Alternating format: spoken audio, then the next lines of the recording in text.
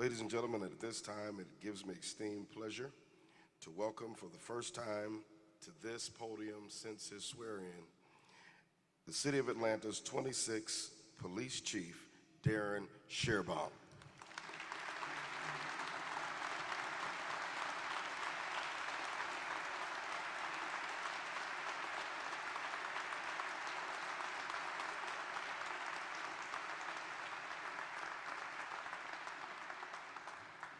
Thank you, Chaplain House. Good evening, everyone.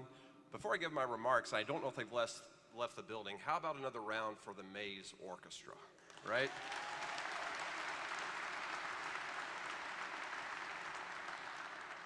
If you ever visit my office, you will often hear classical music playing in the background. And so kudos to Shada and the public affairs team. She said I had one surprise tonight, and it was the orchestra. So I just appreciate that, and it was good to see that young talent in the building. Mayor Dickens, Chief Operating Officer Gordon, President Shipman, members of our City Council, members of the Cabinet and the Mayor's Administration, Madam DA, Colonel Wright, Special Agent in Charge Carrie Farley from the FBI, the APF Board, leadership and team, all of the elected officials, community leaders, business leaders, chiefs from far and wide, and my family and friends, thank you. You have made this night special just by your attendance. I'm just proud that you're part of this evening. And Mayor, I want to start by saying thank you to you for the opportunity to serve the great men and women of the Atlanta Police Department. Each and every day you and I have a briefing almost, and you see the bravery, the compassion, the dedication of these men and women. So you've given me great honor to serve them in our city. So thank you for instilling this trust in me. I will work very hard to keep that trust because we do have a great city. And this is a great city that's worth fighting for. And so thank you for what you're doing as a leader in standing up for our officers, retention bonuses, a record cost of living increase that will take place next month, take-home cars. That's right.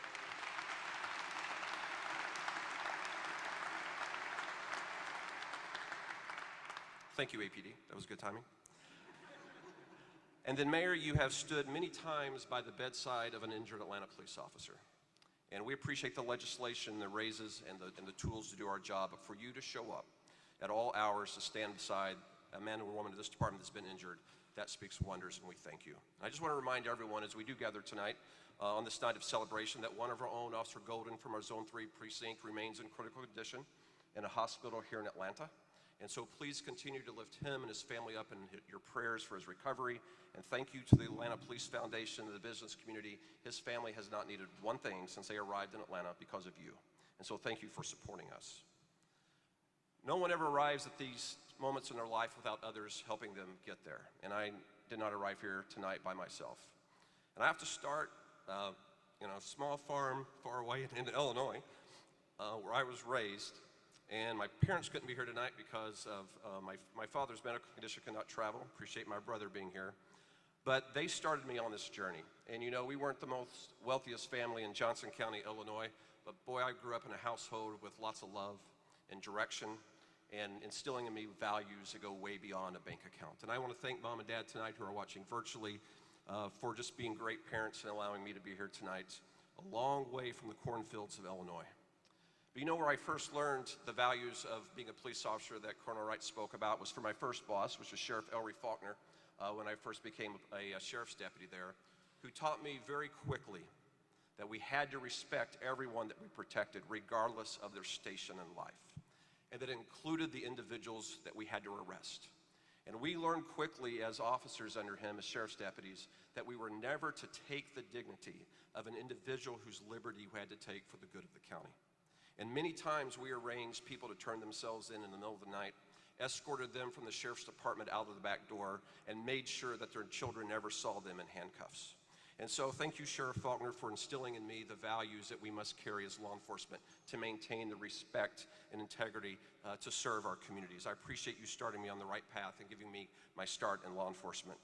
And then the many, many, many mentors of the Atlanta Police Department throughout the years that have taken me under their wing, given me guidance and direction. Chief Probst, Lieutenant Boyce, Chief Valerie Dalton, Chief Glazier, the many times you have counseled me on the right trainings to take, areas that I needed to improve in, I thank you. And for those reasons, I am able to stand here tonight. And then three chiefs who invested in me, Chief Turner, Chief Bryan, and Chief Shields, for each of the time you gave me another opportunity to serve and showed me that the torch that is handed to us as leaders of the Atlanta Police Department is one that could easily be extinguished if we lose the community's trust. And so I take that torch tonight, not lightly, knowing that I have a responsibility to protect the integrity of the Atlanta Police Department. You know, we stand here tonight 81 years after the attack on Pearl Harbor, December 7th. At that time, this country was drawn to a conflict because tyranny was afoot in the world. Efforts by nations coming together to snuff out the democracies of the world.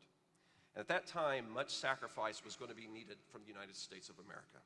We were going to have unity of vision, differences set aside. We were going to have to be prepared to spend our national treasure, both in money and the blood of our young. And so at that time, an effort was underway to use the media of the day, which was cinema, to tell a story, the story of why we fight. And so a series of films were put together so the American people could see what the sacrifice, what was all about. And there was something bigger than us that was at play to win the conflict that was at foot. And I was thinking about that today as I was pondering on Pearl Harbor, and I'm like, you know, that is very similar to where we face now. Because I look around the room and I see many uniforms. I see people who have said yes to elected office, yes to service in the cabinet, yes to your respective law enforcement agency, and there's a reason why you serve. And the why you fight and why you serve serious wasn't a question mark, it was a period. It was a statement. It was why we're there. And I am proud of everyone that wears the Atlanta Police Department uniform. So proud of you all, and I'm proud of everyone that wears a uniform of service. And here's why we all serve, whether it's sworn or not sworn. That's why we're serving for this great city.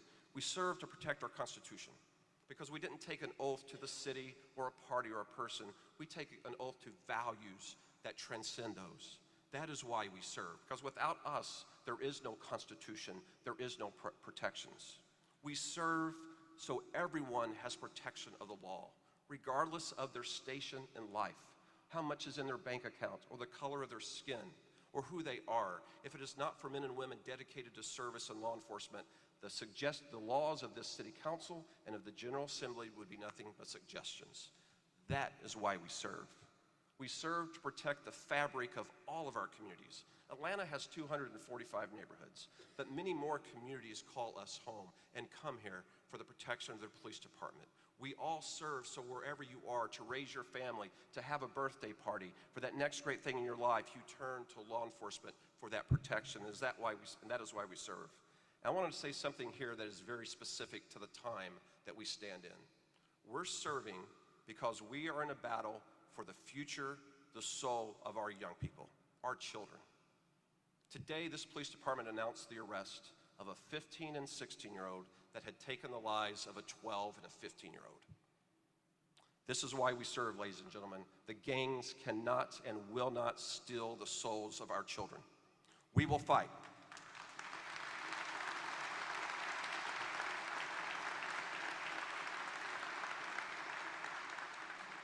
They are not any more committed than we are, smarter than we are, outsourced than we are, and they can't love any more than we can. We will fight gangs in the city, in Fulton County, in the state of Georgia.